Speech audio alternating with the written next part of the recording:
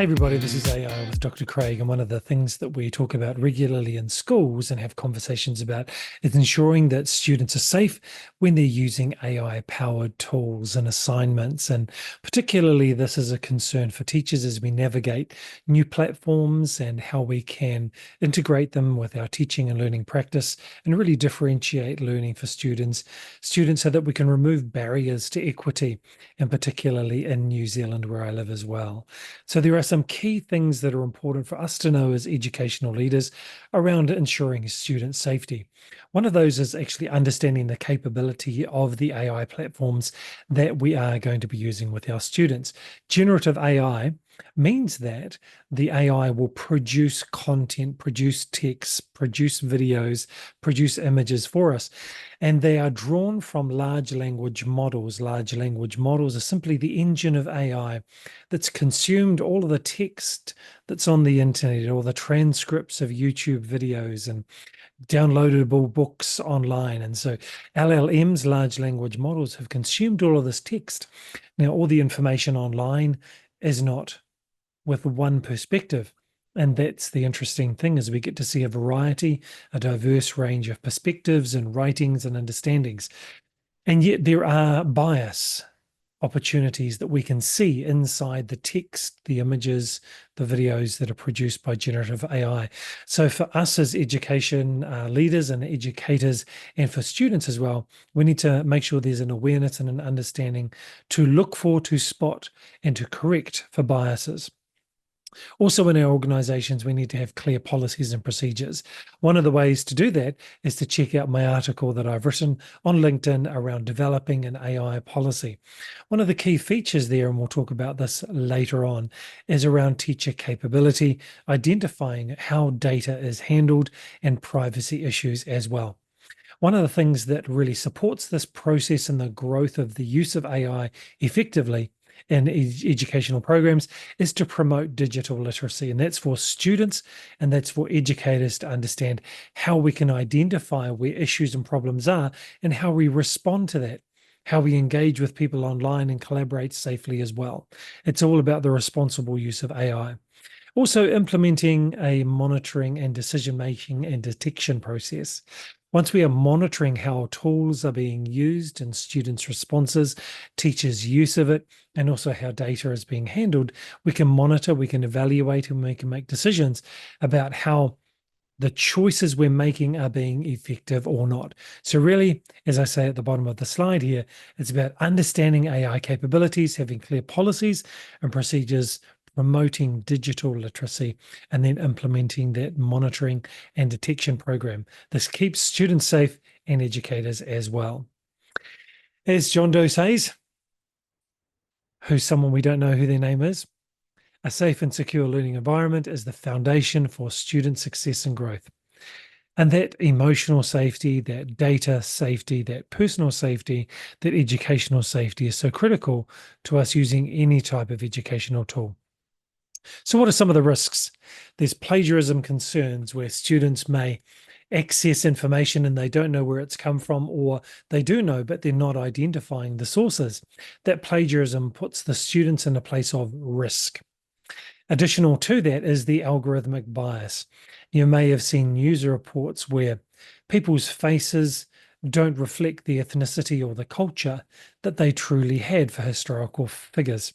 Also, we might find that there is a bias towards a political leaning or emphasizing that certain people or groups are stronger, more intelligent, or more wealthy than other groups, comparatively speaking, and this may not have a basis in truth.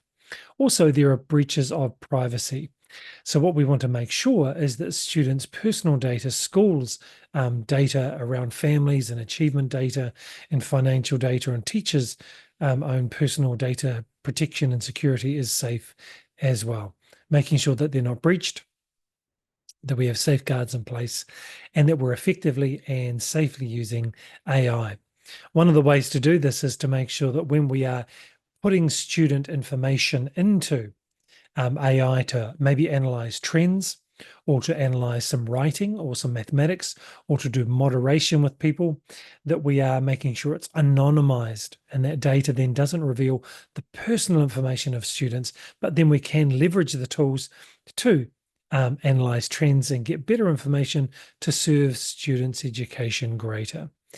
So we need to develop a responsible adoption of AI, and here are some steps that we can go through to do this safely and securely.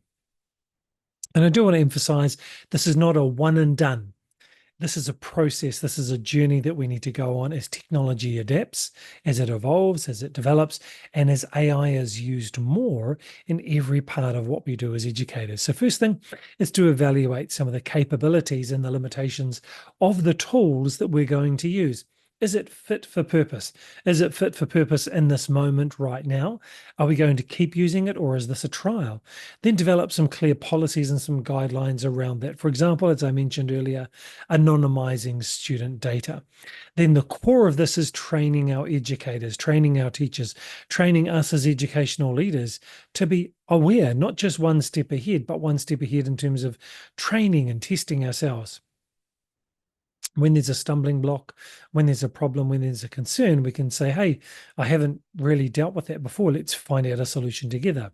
Or let's pause the use at this moment in time.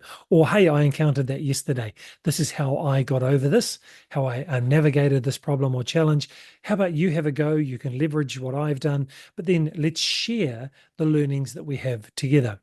Then also ensuring that the data storage, data handling, data disposal after it's being used is really secure in the AI world.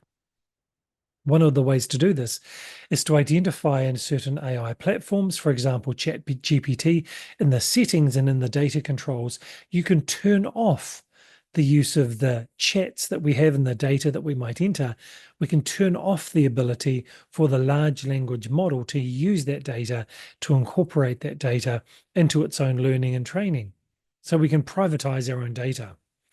Then also is to have transparency around the AI tool, how it's being used, how the data is being handled, the success we're having, and also the challenges we're having as well, to make sure it's explainable to parents.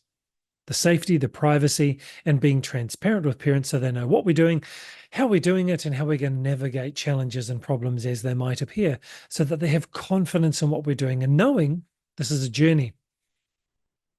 Then the final part of that is to continuously monitor, to continuously looking at the performances and making decisions, sometimes really quickly, as well as also thoroughly, with how we continue to move forward. So one way to do this is to evaluate a tool. We might have a working group, or we might have an individual to look at how are we using this tool ethically? Is it providing the security we want? Are we seeing achievement increases in students? Are we seeing an administrative burden for teachers being reduced? Are people becoming more effective in the use of the tools? And so we compare those tools with common ratings. Is my time of use decreasing and the effectiveness increasing? Are we noticing any data breaches? We manage those by having the same questions and the same responses tracked over time. Notice I haven't named any tools here. So what we might be evaluating is the data being processed and stored effectively? Are we noticing, for example, achievement levels in reading and writing going up for the certain group that we're using it with, and track that across the tools, and then double down on the ones that are going well and use them more? So some ethical AI guidelines. Are we having student consent to use their data? And if they're young students, then are their parents consenting?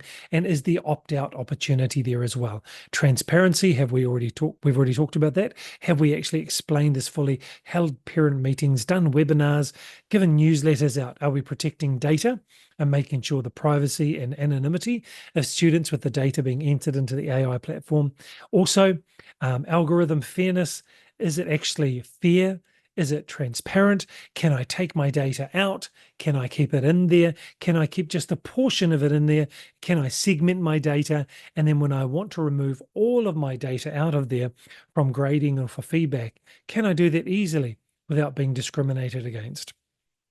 Finally, do we have humans who are overseeing everything that we're doing? We can't just trust the platforms themselves and the owners of the platforms Two, have our best interests at heart. So, as schools and educational leaders, we have the ultimate responsibility to make sure our students, our educators, and our school environment is safe.